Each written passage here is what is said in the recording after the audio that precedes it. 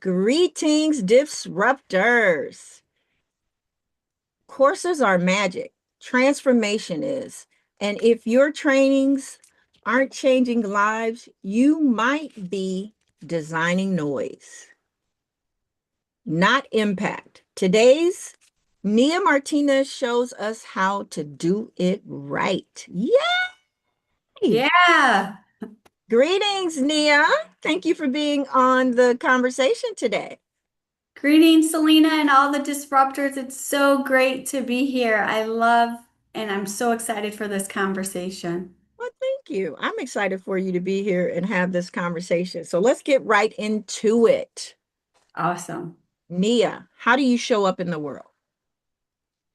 How do I show up in the world? I want to go back and take this when I, for me, when I was in college, I went to a Jesuit university, and it really was about the thing that sticks out to me is find your deepest passion and where the deepest hunger meets, the Ooh, world's hunger meets and come together. And so for me, learning is that passion, training is that passion.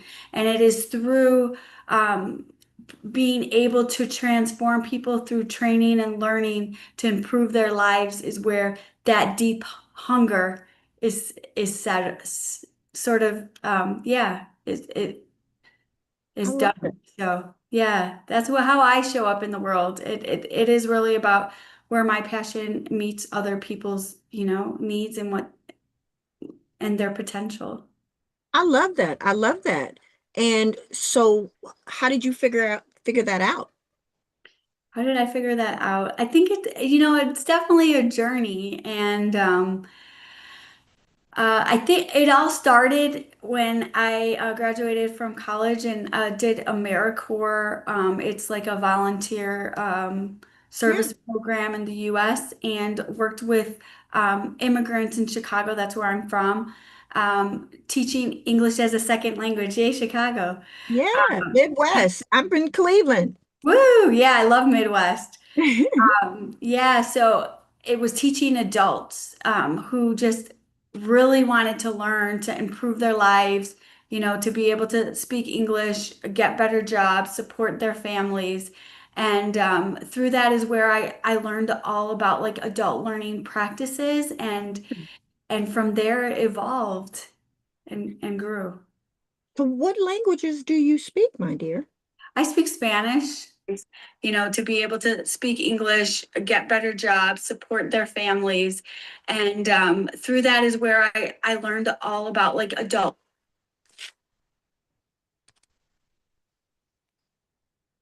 I love it. I love that. Are you frozen or is it just me? No, I'm Okay. here. I feel like I'm having a technical glitch. Okay. I love that. I love that so much. I want to learn Spanish, so I might need to come to you.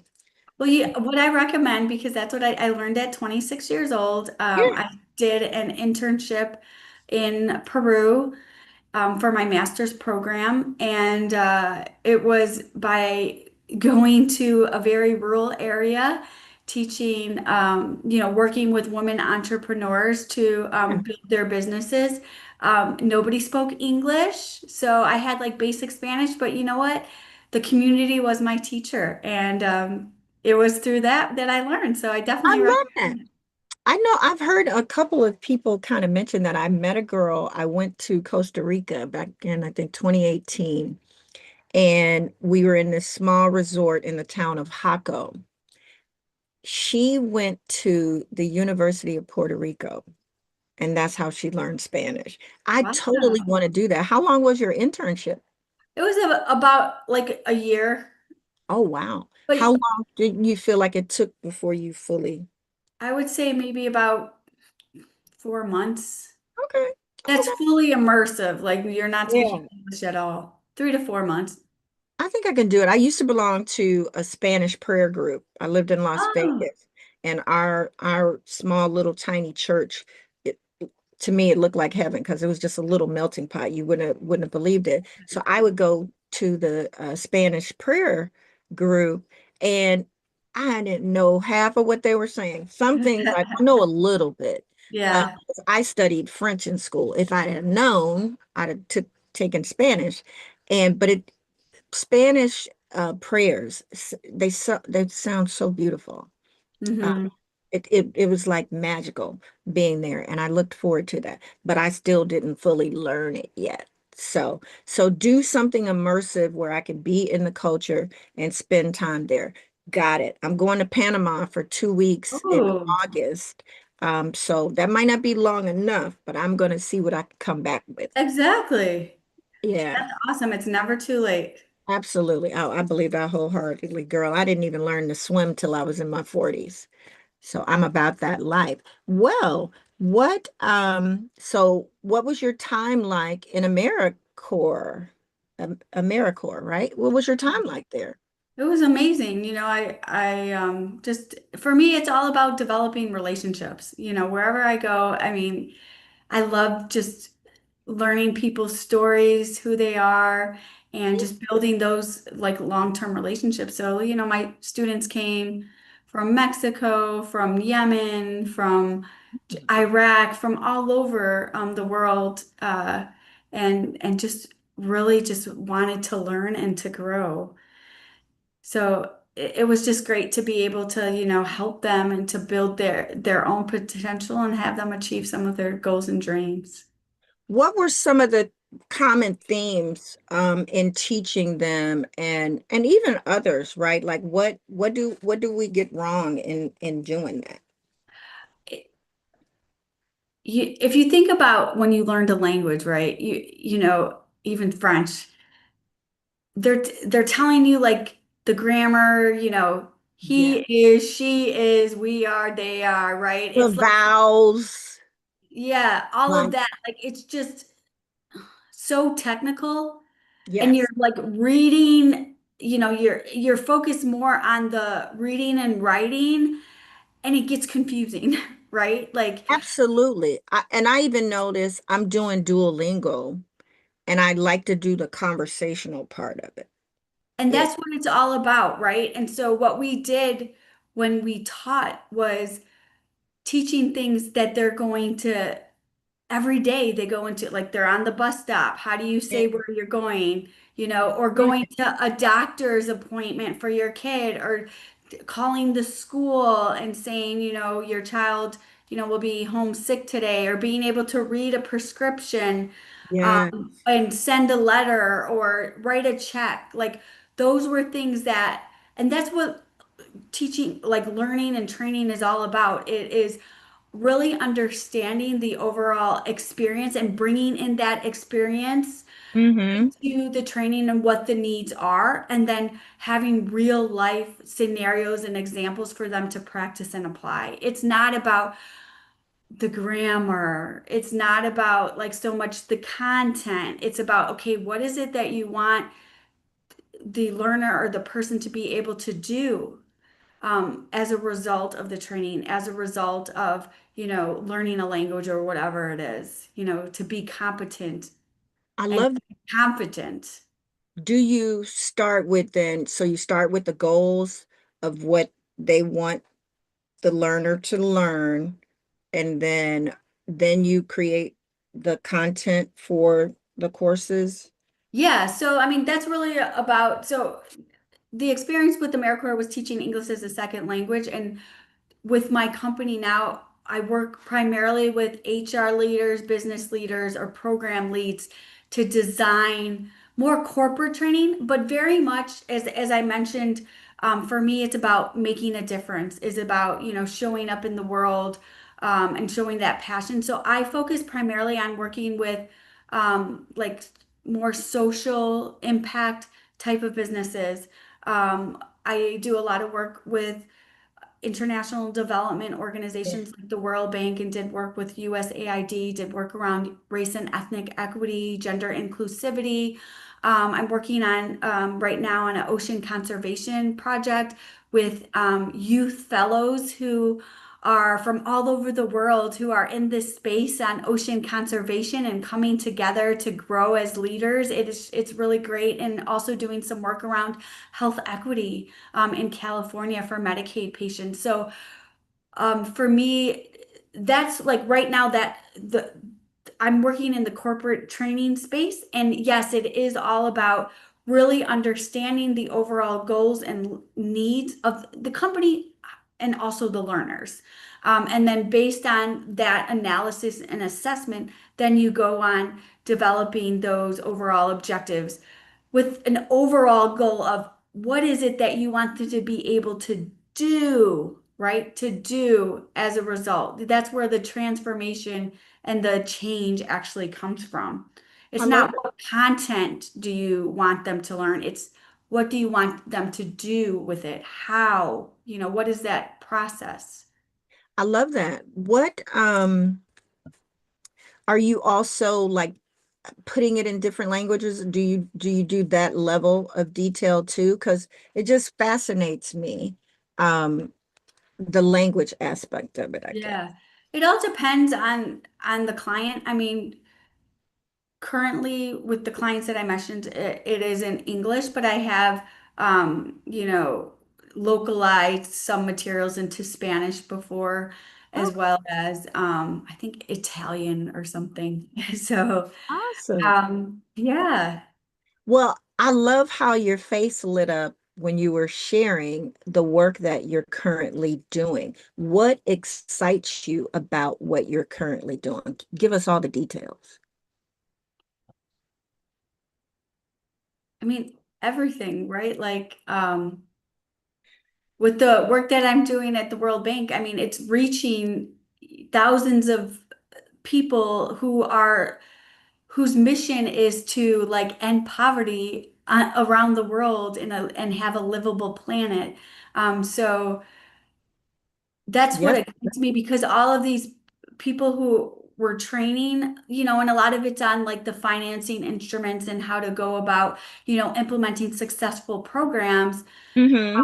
we're we're giving the tools they need to make their impact within those projects to make a better place for like socially and economically around the world. So Yeah. that's really what excites me. I love this so much. You've really brought like what you said, the passion and the impact and the socialness all together. Hmm. I love that for you. I Thank you. love seeing when passion meets purpose. It Yes. sounds, I love that. I love that. So on this show, we talk about disrupting, right? I wouldn't be the disruptor if we didn't. And I'm curious, what did the disruptor in you have to disrupt? Tell me more about that. What in your life, in this journey that you've been on, did you feel like you had to disrupt? I'm big on women not maintaining the status quo, right? Because before we really know who we are, typically that has already been determined for us, right? So, what in your life's journey and path would you say that you had to disrupt? I think it's on like overall like my upbringing. I'll just give a story, right? Hmm. I think in general, as human beings, like it's that fear and that scarcity mindset that is ingrained in us. Starting socially familiar, within your family. And I grew up in 100% Greek family. My parents were born here, but my relatives or my grandparents on both sides were born in Greece. So there is that overall like traditional, aspect and within the like society. So, I went I've traveled all over the world. I've traveled to Peru. I lived in Peru. I've lived in Cameroon. I've traveled to Nigeria, Afghanistan, Honduras, Nicaragua, like all over Latin America and Africa, South Hmm. South Africa, Rwanda, Nigeria. I said I something. love this. So to me, that was a disruptor,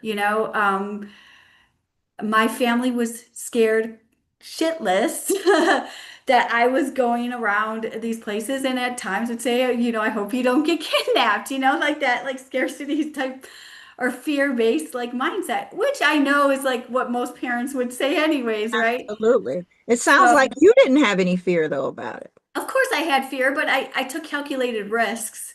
And I knew, like when I went to Peru and had that internship, like everything was set up with like the program and, I had accommodation. And then with Cameroon, I did it through a similar program like the Peace Corps. Yeah. So everything was already set up, even like going to Afghanistan, although I was scared. My husband's in the well, he's a retired Marine. So I was like scared. I was like crying. He's like, no, you're like Joan of Arc. Like you could do this. Like and everything was already set up and so I think it's just like taking that calculated risk and like jumping and I mean going to Afghanistan was like the most remarkable experience just like being around and then there was a lot of women in the training because I was training on how do you create competency based learning for your job seekers because they were in employment centers so Yeah. there was a lot of half men, half women. And it was just so great that, I mean, people just really enjoyed this different way of training that instead of the death by poor PowerPoints or talking at people, it was very Yeah. interactive, engaging, bringing in people's experiences. So I'm sure I got off to, oh, yeah. So that was like my disruptor is like getting out of the fear like mindset and just like going hard on what my passion really is and it has been a lot of like international and global like community and so based on like some of the fear conversations around like the society I still go for it so I love that. that's my disruption. Love that. And I love that you are continuing to go for it because you mentioned that you're a husband. So even though you were married and things, you were still kind of going all over the world? It was while we were dating. Ah, okay. So, I love that. I love that. How did you all meet? Online Yeah. match.com. Do you know how many friends that I have that have met their partners on Match.com? So clearly that really works. Yeah, I'm I all love about that. online. I love that. I maybe, I don't know if I'm ready for all of that. I like organic things, but we'll see. I love this so much for you. This is super fantastic. What else? What's the difference between information and transformation from when you see? I think you're touching on it a little bit. Let's go Yeah. a little deeper in that. I mean, information is, I think a lot of times when I work with subject matter experts on different topics, even around, like, for example, we're doing something around social needs strategy and healthcare, and they Yeah, want to like dump all the information. They're like, oh, it's like taking all of this like 20 plus years of knowledge and experience and want to put it in like a 30-minute e-learning course. And yeah. that's just not possible. So that's like an information overload, information dump, right? And so again, it's about focus. It's about what is it that you want them to be able to do that will lead to transformation within their organization or within the healthcare practice or within their patients. And how do we go about training them? What are those steps? What are those tools? What are those skills they need to do that? And then from there, we go about creating the training. And a lot of times we bring in real life case studies and scenarios. Most of the times that's how we do it. We build around the case study and scenario and bring in the content and then have opportunities for practice and application. I love that. Which project have you done that you're most proud of? I'm proud of them all. I don't know. I say Everyone most, or brings maybe was different. the most fun. The one project that I really loved was this gender inclusivity training that we Yeah. as an organization called Reimagine Gender based in California.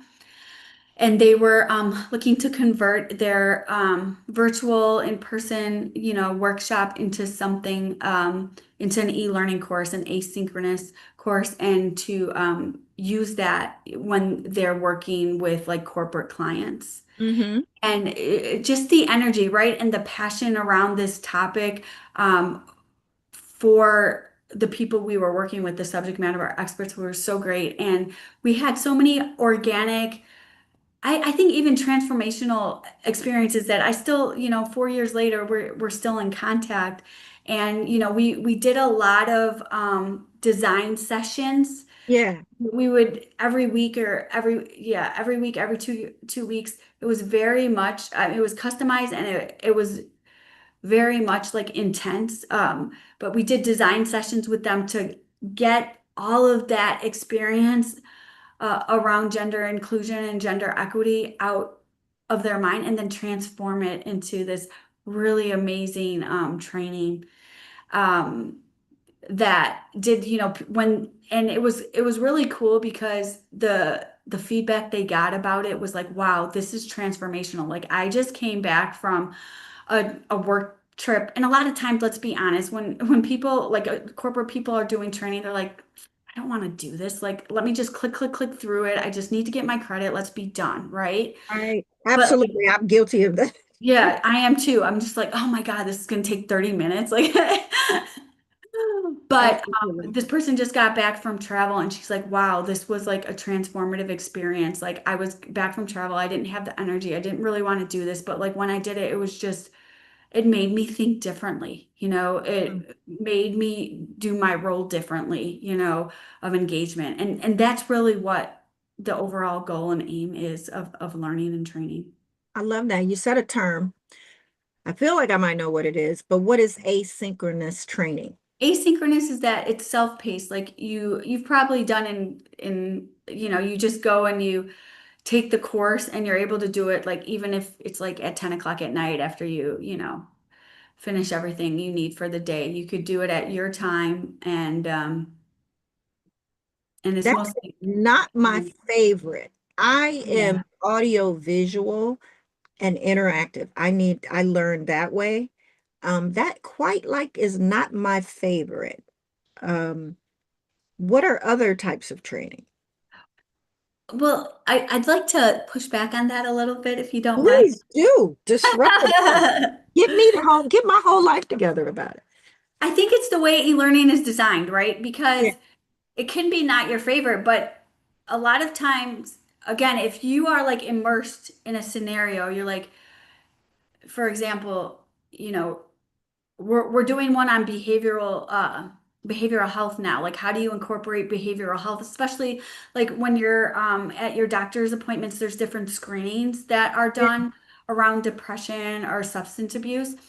So how do you go about, like, especially as a medical staff member, to build that rapport, Ah, from the start to where you're really able to support those people who need your help? Like, a lot of times patients might not feel comfortable to disclose, but how do you create that relationship? So you could do sounds that like through coaching. e-learning.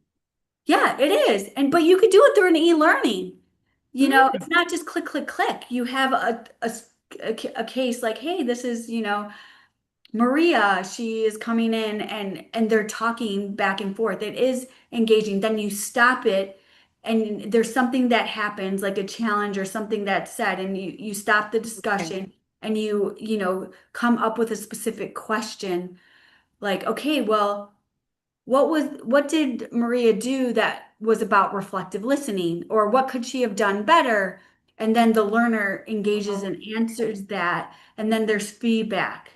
And then you keep on going into this scenario of these two people having that conversation. And it's very much engaging.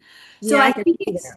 I think it's based on how it's created, I mean, unfortunately, sometimes it's a matter of budget restraints that you just get the click, click, click, or it's just not knowing that that's possible to create. It's about having somebody challenge you about not just, a lot of times I'll Yeah. mention it, within our field, like the HR leaders or the learning and development teams are just overworked and overwhelmed. And there's so many people coming to them and saying, hey, I need this training now.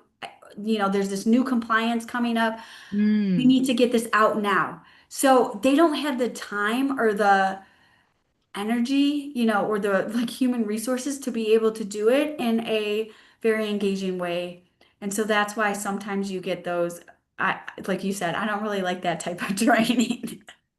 And I feel like I might have experienced that the way that you walk me through that. I've experienced some of that because I worked in finance and banking for a number of years, 20 plus years. And I remember we would have to do those compliance trainings around the different like laws, Yeah, uh, Legion grammar or something and stuff like that. And so I do feel like some of that was a little bit of that, but it was still like watching paint dry for me. I'm just saying. But I fully understand and feel like I have a pulse on what that is now. yeah. And you know So what? The field has changed and evolved, in the yeah. even the last 5 years, things are different. Like the tools now are able to do a lot more of that engaging interactivity, whereas before that really wasn't the case. And now with AI, there's even more, opportunities. Like we use AI audio for some of our trainings, and it sounds like real life. Ah, So yeah, there are more opportunities as well for engagement. I love that. I love that. So with that said, what's one underrated tool for creating lasting behavior change? I mean, my go-to is Storyline 360 for e-learning, specifically. I mean, if you talk about in terms of like a practice, what's underrated, I think it is really around reflection. You know, whether that be like it could be an e-learning course, it also can be in more of those in-person trainings where you're bringing people to either the people are personally reflecting on that specific content and how it applies to them and what they can do and what the steps they will take to implement it. And it's Yeah. also like the group reflection and discussion around that. I think those are opportunities for change, but it doesn't stop in a training specifically. Like training is just doing like a training course is just the start. There needs to be supports on both ends, pre and post, to Yeah. really take it to an overall behavior change. And the way you do that is, making sure it's embedded within the organization, into performance metrics, into team discussions and meetings, into the overall supervisor, sort of coaching the team member, or having different tools and templates that they use within their actual coursework. Like it has to be, training is just the start, but there has to be all sorts of like Yeah. supports to come together to make that impact. I love this so much. I'm getting excited hearing you say this. So I created two communities. They're safe spaces Mhm.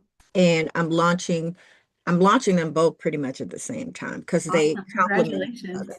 Thank you. And the first one is called Abundance and Expansion Circle. I think everything is important that happens in the circle, right? And then everyone's equal in the circle, right? Just in the circle.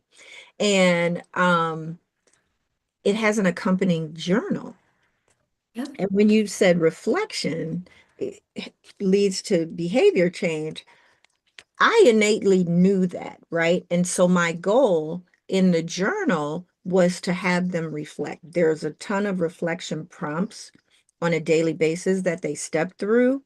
And what I also knew, I created this activation path so that they could see Hmm. that it's not only the awareness that you get through the reflections, but it's also the support the community. Exactly. Like there's five, and what am I missing? Then there's the evidence, right? Because Hmm. you're reflecting on the evidence of what you've done after you've become aware. Then you've got the support in the community, and um, you need all of it, I You believe, do. No, right? totally.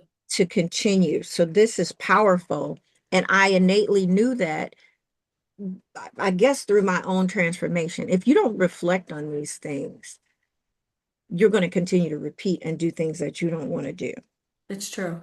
I love that. I love that. Oh, thank That's you for great. that. I love that too for you. And I'm happy to, take a look and have conversations with you about how to continue building out that transformation, those supports.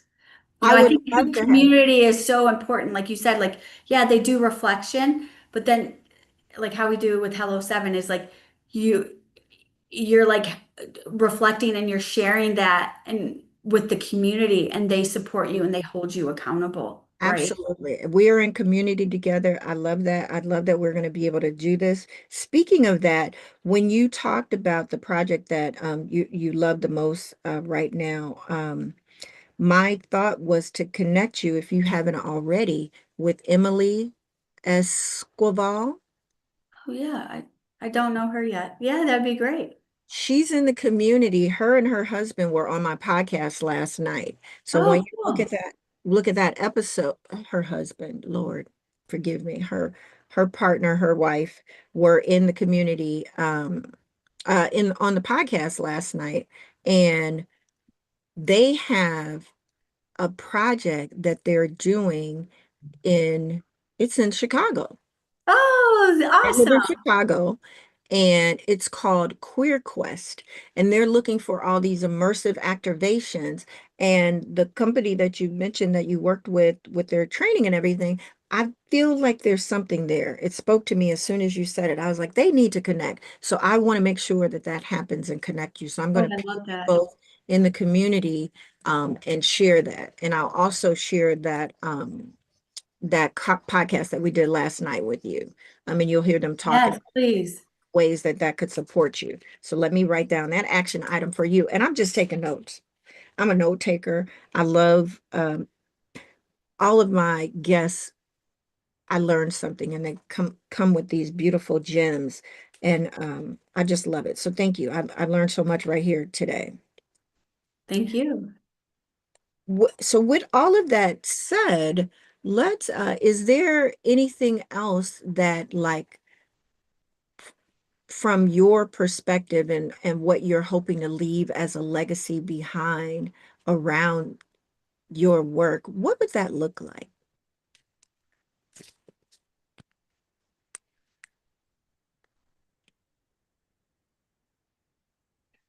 Yeah, I mean, for me, I feel like it's a living legacy. I feel like I am doing that and I have done it. So I look to leave that legacy every project that I work on, to build that excellence, to make sure it does lead to that skill acquisition and behavior change. I love So, I it. mean, I could give an example. 10 years ago, I worked with, and it was like my favorite job because this is the organization I got to travel with all over the world, TechnoServe. They do Yes. a lot of agricultural and business development all over the world. Mm-hmm. I went to like Haiti, I went to Nicaragua, I went to Honduras, and I trained the training teams on how do you create practical, engaging learning for farmers, for entrepreneurs, because they didn't really know anything but the death by PowerPoint type of thing. And so it was transformative. And even today, 10 years later, I'm still in touch with like a lot of those training managers. One of them is now like overseeing the global entrepreneurship at TechnoServe. And, we talk about what her vision and goals are around the Entrepreneurship Academy that she's doing. And even like for the farmers that we worked with in Haiti, their mango production increased by, like 30-40%, and their ability to then market their product to them to, regional and national chains was huge, and it made a huge impact in their economic development. So for me, I feel like I do. Oh, thank you. I try to build and leave a living legacy with every type of project I do. I love this. I'm learning so much about you and the beautiful Oh, work that thank you do. you. I hope that the listeners are too. Let me just double check and see if there's anybody out there that might have questions if they Okay. tuned in, because this is so powerful. Thank you And so much. I love how you are just lit up about it. I'm just going to type right here. Thank you for being here. And in the meantime, while I'm doing that, let's get a little personal. I already asked you how you met your husband, right? Yeah. What resources or tools have helped you in your life that maybe changed your life that you might want to share? It could be a book, podcast, person, anything significant. I like for me, Hmm. I think it was all the experiences going around the world and just, meeting people and seeing the impact that for me was transformational. In terms of career-wise, what I'm super grateful for is that after getting all the informal experience around like adult learning, I did get my master's in instructional design and Yeah. learning technology in 2018, and that for me was just game changing. And I think also it built a lot more credibility, especially Hmm. like starting my own business. So yeah, I think that has been awesome, and just learning more about like different tools and the Association of Talent Development, ATD, is a wonderful organization for HR professionals and learning and development professionals to get training. So I did like a blended learning certificate, facilitation. They have an amazing conference each year around the trends. Um, and impact of the learning and development space. So I think that has also been a great learning opportunity as well. I love this. I love this so much for you. And for people that are in that space and that want to maybe go that path, this sounds like a good shortcut too. Oh, for I, sure, I love definitely. I love that. I love that. Oh my. You are giving me all the meat. I'm on page 2 already in my notes. Good stuff. Um,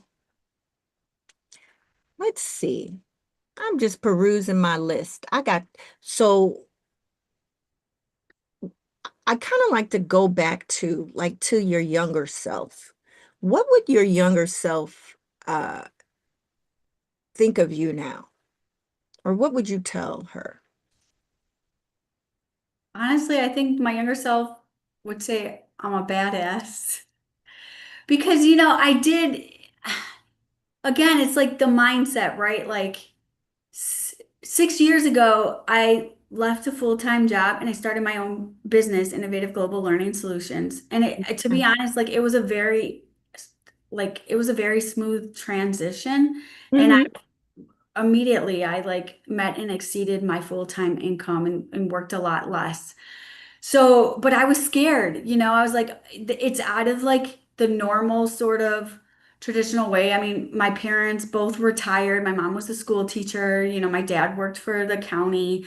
So it was all about like, get a good job, like get your pension, do all of that. Right. And Ugh. so for me, like step, and again, it was my husband. He's like, you have a skill set. You should definitely go out there and jump. And I jumped. I mean, I made sure, like I said, I did my calculated risk first. I already had some clients set up, before, and I was doing some projects before I left my job. So that's why it was more of like an easier transition. Mm-hmm.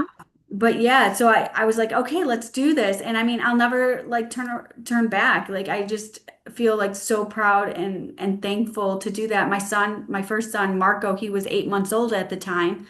And then I have a second son now. So they're 7 and my son will be 7 on June 10th. So he's 7 and 4 years old. And I've gotten to, like we went to like the mom's exercise classes together, and my son would go to half day preschool. Like, and even now it's like I drop my son off, I pick him up, we do things, it's nice not having that 9 to 5 limitation. Yeah, I think my younger self would be like, wow, you're a badass. I'm so proud that you like, got jumped and just, even though you have fear, we all have fears. You just do it anyways, right?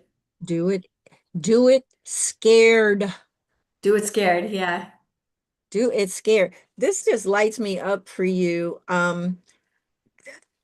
Like you've lived, it feels like from the outside looking in here, just a full life of no regrets and things that you wanted to do, you went for it and all Yeah. of, and I am very proud of you. Oh, thank you. I love that for you. I love seeing other women just be free to do. What is your husband's name? Luis. Luis, I am so proud of him being your biggest fan and Oh, supporter. thank From what you. I see from what you've shared, I think that makes all of the difference as Yeah. well for you to be able to go out into the world. And especially, I kind of feel like I even almost want to say that's what it looks like to be a partner, Mm. right? When Hmm. you're able to support one another, especially for women. So kudos to Luis for like being team Nia. I love Thank you. that. And y'all met on Match.com. Ladies, there's still hope out there for y'all. I don't usually get into that too much, but I feel like this is a beautiful love story and Thank you. that I'm learning about here. Um, let's see. The other question that I have for you was, how many countries have you actually been to? I think it's been like more than 30, maybe 33, 34. And it's not like the like a lot of people are like, oh, I've gone to all these countries in Europe and, and those sort of like rack up. No, it's like I've gone to like Nigeria, Cameroon, Burkina Faso, Right. Afghanistan, Dubai, Honduras, places where people would normally not Shower. go, right? Travel. So. I've been to a couple of those that are on your list. One of them, you just mentioned Burkina Faso has been, I know, in the news cycle. What does that feel like and look like for you, in seeing all that? Yeah, I mean, I think it's about, unfortunately, right? Like even trying not to get political You can here. do whatever you like here, Like honey. even here, right? Like it's like unfortunately the politics sort of take over what humanness looks like in the country.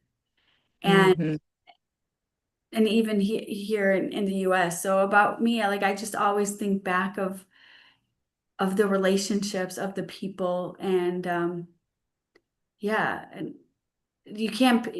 people could paint their own pictures, Right. but reality is different from politics a lot of the times. Absolutely. Well, thank you for sharing your perspective and being here and all of the great things. Is there anything else that you would love to share before we go? I would just love to share, for giving me this opportunity. And I hope you've taken some nuggets around training and learning that, it is a journey, it is a transformation.